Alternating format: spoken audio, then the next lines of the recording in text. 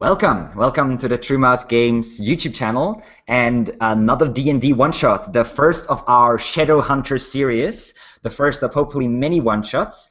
The Shadowhunter series is set in the same world as the Realm of Orelon one-shots and the Lost Island campaign that you might have seen on my YouTube channel as well, although it has a slightly different focus. So the Shadowhunters are a secret organization that is basically been founded by three mysterious people or beings called the Triad, and they are an organization dedicated to protecting the civilized realms from, well, alien influence, exterior forces, creatures from other planes of existence, other worlds, and unnatural terrors like undead and such. They are a secretive organization, and they are usually not working with anyone else. This will be the initiation one-shot for the characters here. So I will be giving you a quick introduction into the Shadowhunters themselves. Now our adventure begins in the DENSPIRE, the secret fortress of the Shadowhunters, lying high up in a cold mountain range. No one really knows where the DENSPIRE is, except maybe the highest members of the Shadowhunters. For the only access to the DENSPIRE is through weird magical gateways called the Gates of Mists. These magical gates are used for the coming and going of the agents of the Shadowhunters.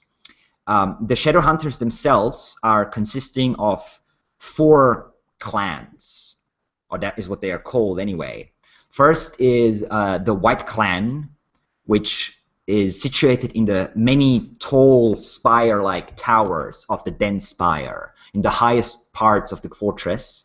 And the White Clan is there for gathering rumors and providing divination magic. Basically, the White Clan determines what is happening in the world and where the Shadowhunters will strike. Some of them, as I said, are users of divining magic, and others are traveling the world in disguise, looking for rumors and old legends and such. The second part and the third part of the Shadowhunters are Clan Red and the Clan Black. They are both situated on the lower levels, the ground level, so to speak, of the fortress, and our characters tonight are all 4 from Clan Red. Clan Black is basically the keepers of knowledge of the Shadowhunters. They have many old libraries. They're collecting secrets, they're collecting legends, they're collecting knowledge. They are the keepers of the lore, and the Shadowhunters have gathered a lot of lore, especially lore regarding their enemies, the other dimensional beings, the undead, the fiends, and all that sort of stuff. Clan Red is the strike forces of the Shadowhunters. Once a danger is determined, a fist is sent out to meet the danger and destroy it if they can. A fist is a group of about 4 to 6 members of Clan Red, and our player characters tonight are such a fist. Clan Red, as I said, is basically the military arm of the Shadowhunters, those that go out into the field agents, if you want to put it that way, and actually take the fight to the enemy. And then we have Clan Steel, which is to be found if one wishes to meet them in the deepest layers, the tunnels, and the secret rooms dug deep into the mountainside underneath the DENSPIRE. Now, Clan Steel is made up of the most experienced, and some would say most insane, members of the Shadowhunters. They are usually veterans from other clans that have had too much contact with the enemy and have been, well, changed by this contact. Maybe physically, maybe mentally, maybe both. There are weird stories being whispered amongst the other clans about Clan Steel. They are basically there for 2 things. First, they are the protectors and the guardians of the bowels of the DENSPIRE. the deepest chambers where the greatest mysteries are kept, the most ancient tomes of forbidden information, alien artifacts locked away, and rumor has it there are even terrible beings, ancient evils imprisoned down here that could not be destroyed, but were captured instead and locked away forever, hopefully. Clan Steel is also the ultimate executioners of the Shadowhunters. They are those who are sent out if Clan Red fails. Then Clan Steel is unleashed, and usually the body count goes way up after that, which means they are very rarely used, but sometimes there is no other way. Anyway, as I said, we are now in the DENSPIRE, in the high mountain ranges. There is cold air, wind howling around the many spires of the old fortress. And our characters have been spending their time within the DENSPIRE for the last couple weeks. They've all been freshly recruited into the Shadowhunter organization due to different circumstances, and they have been assigned, due to their talents, to Clan Red. They have been made into a fist, and this will be their very first mission. They have trained both in the arcane arts and in the martial arts for the last couple of weeks, and they are ready now. They have received, a few hours beforehand, they have received a message saying that their first task is at hand, and that they are to meet a man called Handler Yorick. The handlers are basically the lieutenants, the captains of the clans. Handler Yorick is one of the more experienced members of Clan Red, and basically he is there to brief and debrief the fists once they arrive and before their arrival, after their arrival and before their departure. Tell them what to expect or what not to do. And at the moment, as we jump into the adventure, our characters are in a simple stone room, rather large in fact, with simple stone benches and rows and rows and rows of weapons everywhere on the walls. Crossbows, spears, halberds, great swords, scimitars, short swords, daggers, hand axes, some more exotic weapons, curved blades and weird chain and stick combinations. And these are all weapons that the Shadowhunters use, or some members of the Shadowhunters anyway. And they are waiting for Handler Yorick. They have been waiting for a few minutes, and they expect him to arrive very soon. And now I will give our players a little bit of a chance to introduce their characters, as is usual. And we'll be starting on my very left of the screen, which means we are starting with Kevin, who also has his birthday today, so happy birthday. Hopefully your character survives. Hopefully. Thank you. And go ahead and introduce your character. Let's see. So Josko Nifltrick, he's a little forest gnome, dressed in kind of like dark leathers.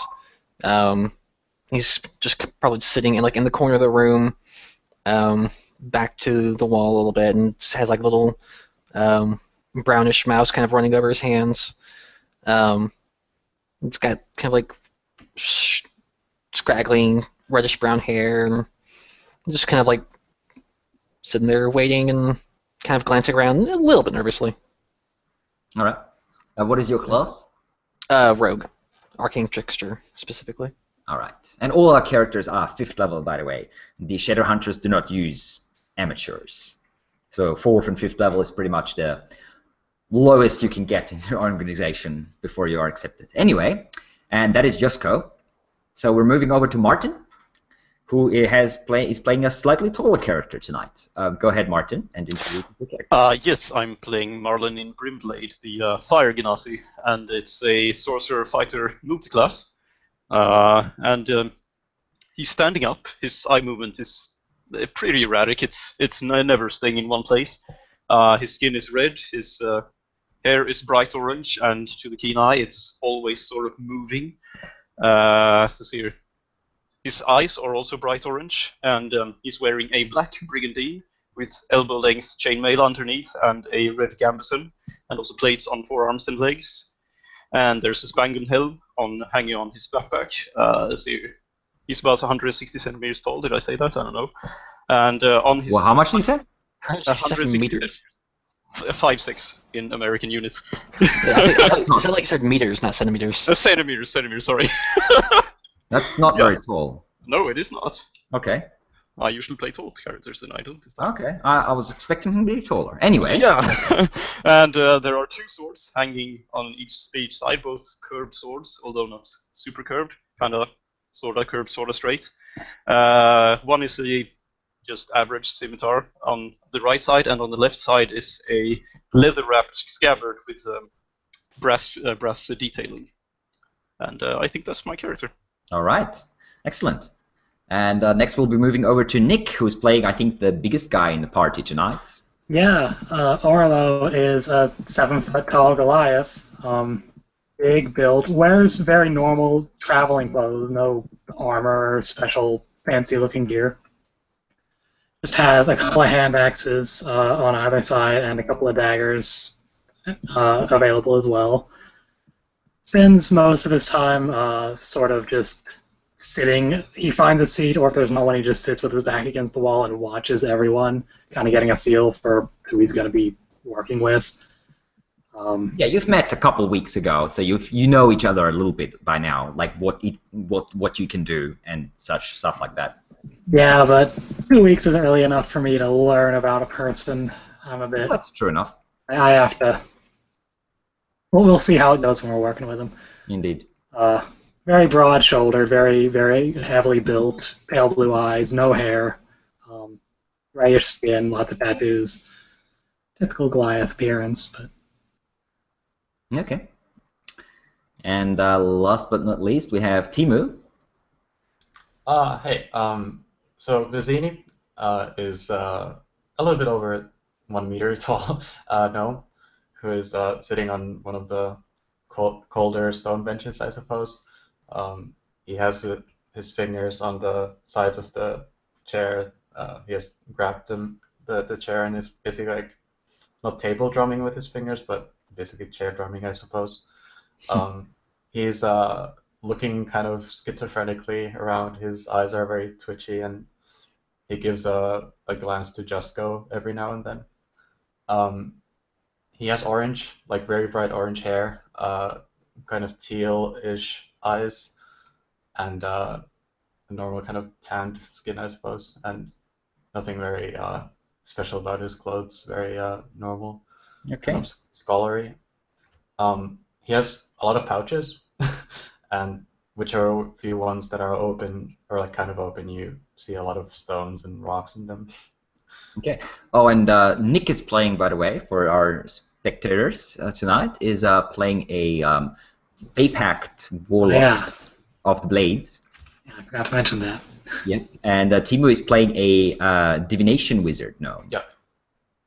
So okay, we have our group, and as the introduction is over, the door opens, hits the wall, and a man that you have briefly met before, a very imposing, rough-looking fella, comes striding in. This is Handler Yorick. He's an older man, maybe in his 50s or so, still very strong, wide-shouldered, fairly muscular underneath the simple gray and black clothing that he's wearing. He has a very wide-looking short blade at the back of his, at the small of his back, like behind him, the handle protruding.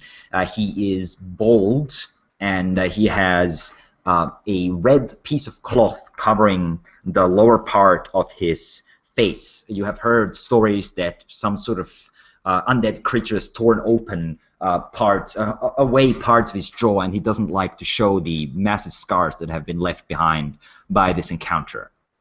He steps inside, closes the door behind him, looks around the room. So you're all here, I see. Our newest fists.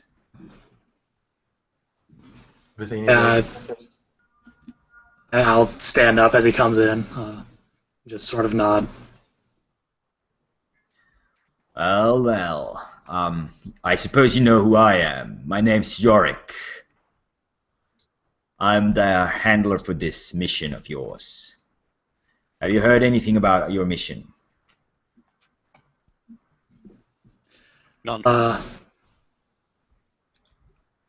Nothing yet, I see. Well then, we don't like to waste time, because time could prove costly in human lives. So let me give you the details. Although we do not know too much, this will be your first mission. So listen carefully, and remember your training when you are out there. It might save your life. We don't know exactly what is going on, but what we do know is that the village of Dawnmeadow, a village of about 300 souls or so, fairly high up in the mountains, has had some problems in the last days. Several children have disappeared, and our diviners say that the whole area is wrapped in a mantle of foul-smelling magical energy. So whoever or whatever is behind these disappearances, it is not a simple natural creature. We are not speaking of a direwolf or giant spider or any such being snatching the children away. This is something darker. This is something more sinister. You will find it. You will go to Dawnmeadow, and you will need whatever necessary to bring the children back, stop the threat. If you cannot do both, then stop the threat. Is that understood? Yes. Yes. Good. Just kind of nods.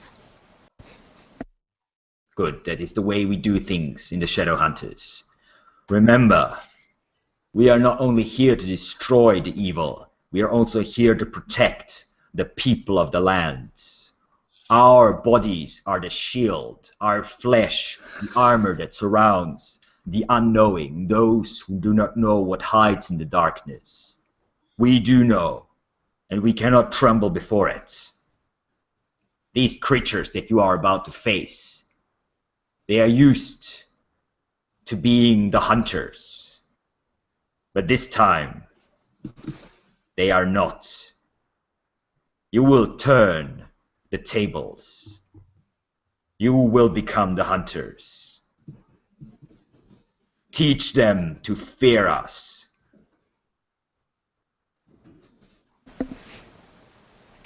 Mr. York, sir. Yes. So it's just like a dark, evil presence. That's all we saw. Yes, that is all the information we have. And this is not unusual. We have not had time to send out any information gatherers.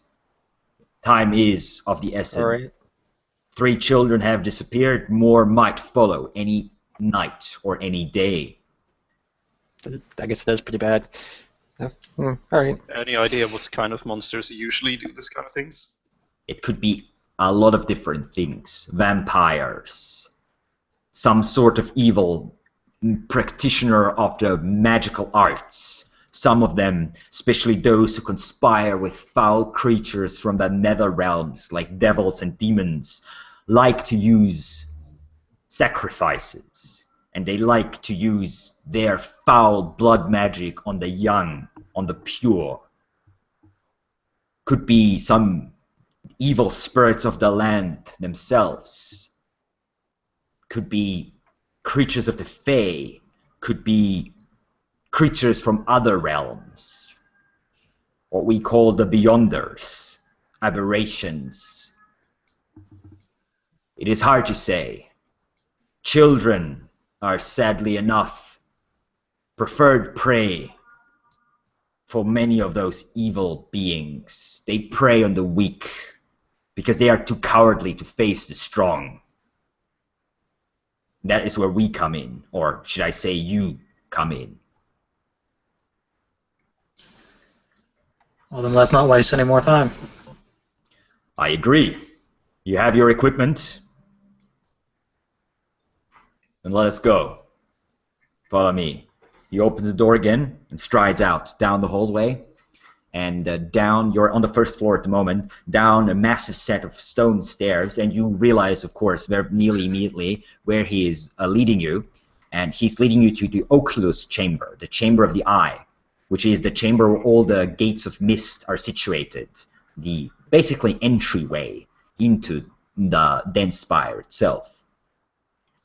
And as you enter the Oculus chamber, it is a massive hall, and there is a large opening in the ceiling. It's a domed ceiling, nearly like a cathedral, maybe not quite as big as a cathedral, but it's a very large room with a domed ceiling, and at the top of the dome there is a large opening, basically a hole in the roof, and you could see a little bit of sky above. It is now sort of maybe 2 or so o'clock in the afternoon, and there is grayish clouds that slowly pass overhead, and you can hear the wind howling around the fortress. And you can also see gateways of stone, empty gateways standing on the sides of the chamber. There's about a dozen or so of them. Some are small. 2 of them are large enough to actually drive like a large coach, a large cart, a large wagon basically through. But some of them are so small or so narrow that only a single person can step through at a time. And Handler Yorick leads you down the hall and leads you to one of the medium-sized gates, big enough for about 2 people to step through shoulder to shoulder, at about maybe 2.5 yards or so in height. So even for a Goliath, you do not need to bend over or anything to step through.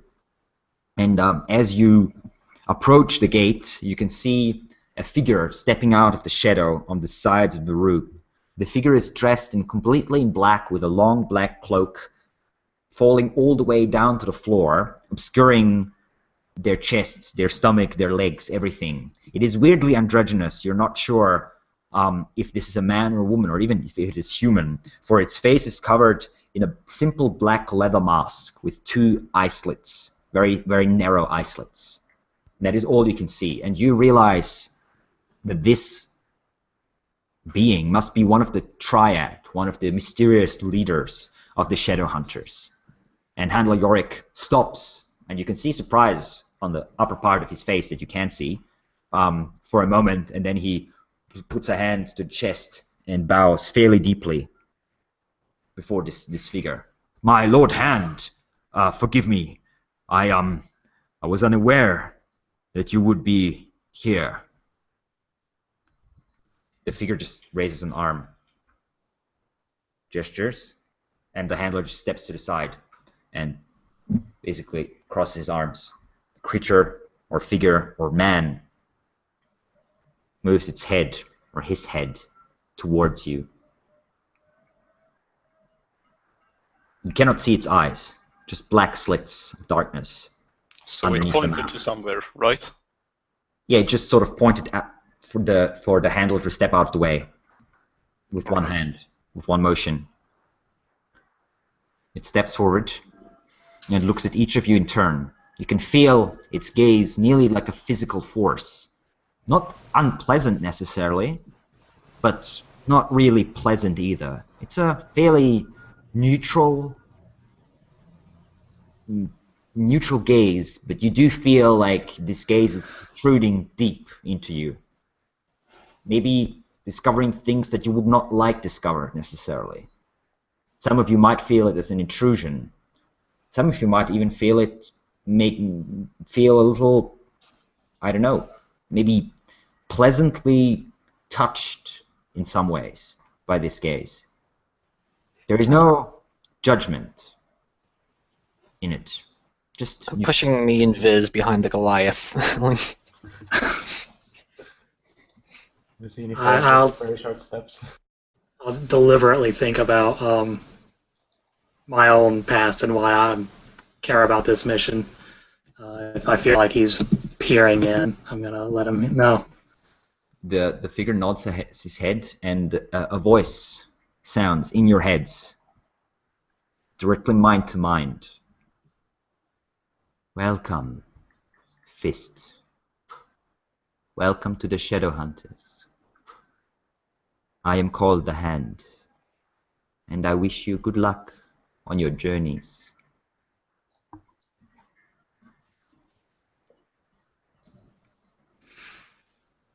Is he very tall? He's not that tall. I mean, he's like, I mean, for you, he's tall. You're a gnome, of course. He would be maybe slightly above medium size for a human, like maybe 185 or so centimeters, basically like 6 feet or so, or just over 6 feet. Vizini kind of whispers to Jusko, do you think everyone out there will be as big and tall as these people? You know, probably a lot of them, maybe. Oh boy. You will take the journey through the paths of the mist. Will lead you to your destination in little time. However, the paths of the mist are not without its dangers. Stay on the silver road. Under no circumstances, step away from it. It will lead you to a second gate, and beyond that lies your destination. The figure gestures with one hand. The handler steps forward, and you can see now, from the depths of his clothing, he has pulled 4 amulets. Simple things, really. Leather bands with a small brass symbol in the shape of an eye. Take these, he says. They will allow you to return to the DENSPIRE. It is simple. Picture this hall. Close your eyes. Concentrate for a few minutes, and you will be back here. Return if your mission is complete, or if you think that you cannot complete it anymore. We'll be back when we're done. Good to hear. My Lord Hand, if you allow. The figure steps out of the way and points with one hand at the gate. All right then, come on. I put on the amulet and walk through the gate. As you approach the gate, there is a silverish mist that seems to be forming within the gate itself, like a milky type of water running down, basically, forming like a curtain, a slightly shifting, slowly moving curtain.